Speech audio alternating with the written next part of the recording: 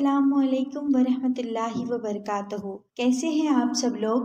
میں امید کرتی ہوں آپ سب خیریت سے ہوں گے۔ اللہ پاک آپ کو بہت خوش رکھے، ہر طرح کی بیماریوں اور پریشانیوں سے بچائے، آمین ثم آمین۔ آج کا موضوع ہے سیدہ فاطمہ سلام اللہ علیہا کی شادی مبارک۔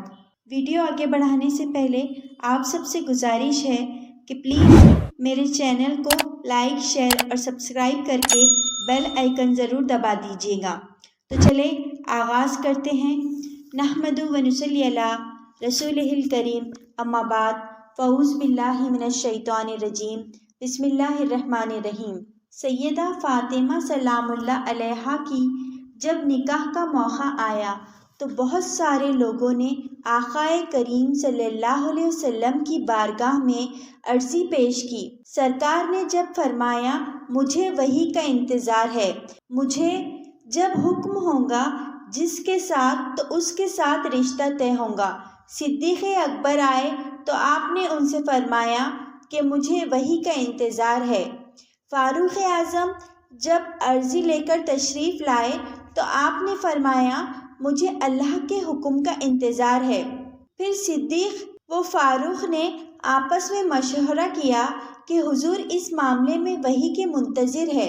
یہ ہمیں لگتا ہے کہ اگر یہ سعادت کسی کے مقدر میں ہے تو وہ علی ابن ابی طالب ہے، اسی لیے کہ جلدی سے سرکار کی شہزادی کا نکاح ہو جائے، اور جس کے بھی مقدر میں ہے یہ شہزادی تو اس کے گھر میں چلی جائے۔ جس وقت یہ دونوں حضرات صدیق اکبر اور فاروق اعظم مولائے کائنات کو ڈھونڈنے نکلے تو اس وقت مولائے کائنات ایک انصاری صحابی کے باغ میں اپنے اونٹوں کو پانی پلا رہے تھے۔ وہاں پہنچے تو کہا کہ علی، ہم یہ چاہتے ہیں فاطمۃ الزہرا کے لیے تم رشتہ مانگو، کیونکہ بہت لوگ مانگ چکے ہیں، لیکن حضور صلی اللہ علیہ وسلم نے وحی کے متعلق ارشاد فرمایا ہے، کہا کہ انتظار وحی کا ہے۔ مولائے کائنات رو پڑے، کہا کہ میرے پاس خود کا مکان بھی نہیں ہے اور میرے پاس اتنے اخراجات بھی نہیں ہے کہ میں شادی کر سکوں، لیکن بات تم نے میرے دل کی کہی ہے۔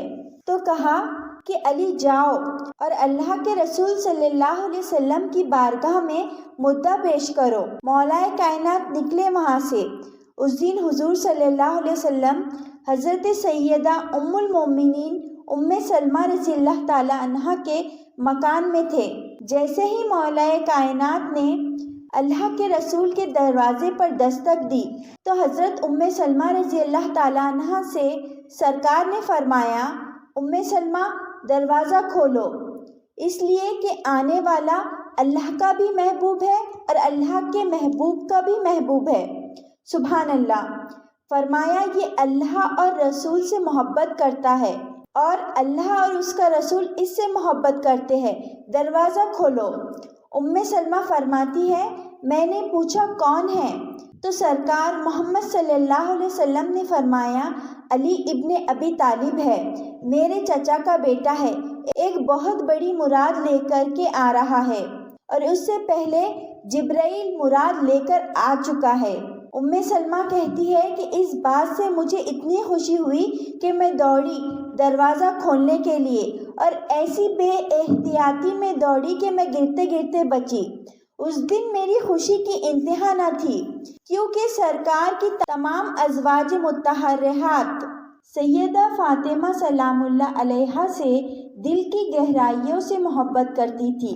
جب حضرت فاطمہ رضی اللہ تعالیٰ عنہا کے رشتے کا معاملہ سنا تو حضرت بی بی اتنی تیزی کے ساتھ دوڑی، انہوں نے احتیاط کھو دی اور گرتے گرتے بچی۔ فرماتی ہے حتیٰ کہ میں نے دروازہ کھول دیا، پھر میں پردے کی اوٹ میں ہو گئی۔ پھر حضرت علی آئے اور آ کر زمین پر بیٹھ گئے۔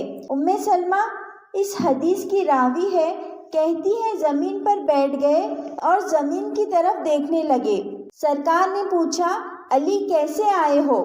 عرض کی کہ یا رسول اللہ آیا تو مراد لے کر ہوں، لیکن شرم آتی ہے کہ مراد کیا عرض کروں۔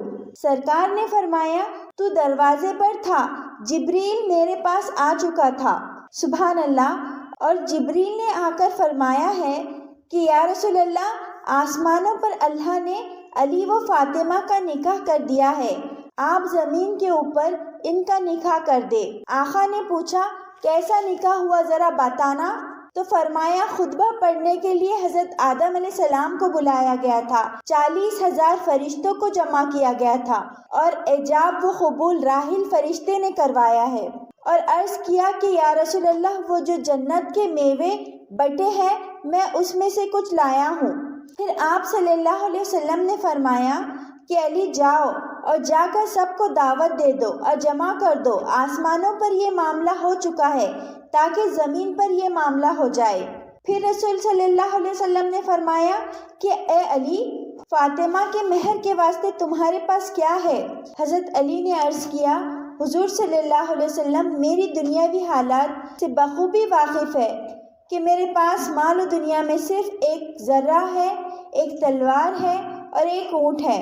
پیغمبر خدا نے یہ سن کر فرمایا کہ تلوار تو جہاد کے لیے ازحد ضروری ہے، اونٹ بھی بار برداری کے لیے ضروری ہے، البتہ ذرہ چندہ ضروری نہیں، لہٰذا تم اس کو بیچ ڈالو، یہی فاطمہ کا مہر ہے۔ الغرض حضرت علی رضی اللہ تعالیٰ عنہ ذرہ لے کر خوشی خوشی فروخت کرنے کے لیے گئے۔ رسول صلی اللہ علیہ وسلم نے فاطمہ سلام اللہ علیہا کے پاس تشریف لائے اور نہایت ہی شفقت و مہربانی کے ساتھ فرمایا کہ اے نور چشم، خدا نے تمہارا عقد علی ابن ابی طالب سے آسمان پر کر دیا ہے اور مجھ کو حکم بھیجا ہے کہ میں زمین پر اس کی تجدید کر دوں، لہٰذا مہر اتنا مقرر کیا ہے، تمہاری کیا مرضی ہے؟ سیدہ نے عرض کیا ابا جان، یہ چاندی، سونا اور پیسے یہ سبھی کے مہر مقرر ہوتے ہیں، اگر آپ کی بیٹی فاطمہ کا بھی یہی مہر مقرر ہوا تو بڑی بات کیا ہے؟ پھر سرکار نے فرمایا کہ تم کیا چاہتی ہو؟ عرض کیا یا رسول اللہ، ظاہر تو یہی رہے لیکن میرا مہر میں خود مقرر کروں گی، اور میرا مہر یہ ہے کہ آپ کی امت کو اللہ میرے مہر میں بخش دے۔ سبحان اللہ، یہ انوکھا مہر کسی کا نہیں ہو سکتا، یہ سیدہ کی شان ہے۔ فرمایا کہ اللہ مجھ کو لکھ کر دے کہ میرے مہر میں وہ آپ کے ایمان والے امتیوں کو بخش دے گا۔